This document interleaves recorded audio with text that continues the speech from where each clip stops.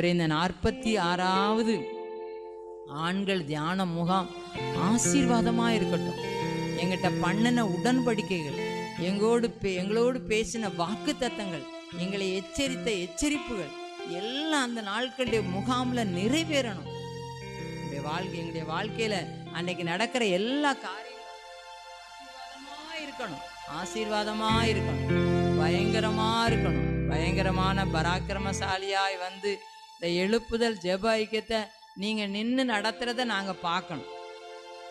யார் யாரெல்லாம் வரணுன்ட்டு திட்டம் வச்சுருக்காங்களோ அவங்களெல்லாம் நீங்கள் தடைகளை நீக்கி என்ன செஞ்சுட்டு வந்துடுங்க, கூட்டிகிட்டு வந்துடுங்க. எந்த தடை இருந்தாலும், அநேக தடைகள் அன்னைக்கு வரும். அன்னைக்கு தான் நிறைய விசேஷ வீடுகள் வரும், நிறைய ஊழியங்கள் வரும், நிறைய காரியங்கள்லாம் இருக்கும். ஆனாலும் ஆண்டவர் அந்த தடைகளை நீக்கி நம்ம என்ன செஞ்சுட்டு வரணும், அந்த இடத்துக்கு அழைத்துட்டு வரணும். அதற்காக எல்லாரும் ஆண்டவரை நோக்கி பார்ப்போமா? ஆண்டவரே உமக்கு சோத்திரம் சோத்திரம் சோத்திரம் சோத்திரம் சோத்திரம். இந்த 46வது ஆண்கள் தியான முகாமை ஆசீர்வதியும். இங்கே இருக்கிற எல்லா சகோதரர்களும் அதில் கலந்து கொள்ளணும். வராமல் வீட்டில் இருக்க சகோதரர்களும் அதில் கலந்து கொள்ளணும். இங்கே இருக்கிற சகோதரியுடைய வீடுகளில் இருக்கிற வாலிப தம்பிமார்கள், வீட்டில் உள்ள கணவர்மார்கள், உறவினர்கள் எல்லாம் இதை வரணும்.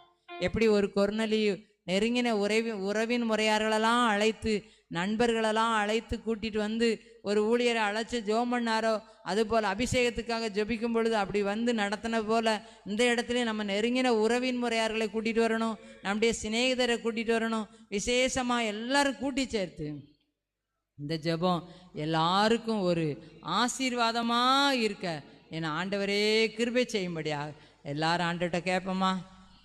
இந்த ஜெப குறிப்பை ஏற்று அங்கீகரித்து பெரிய காரியங்களை நீங்களே செய்யுங்க.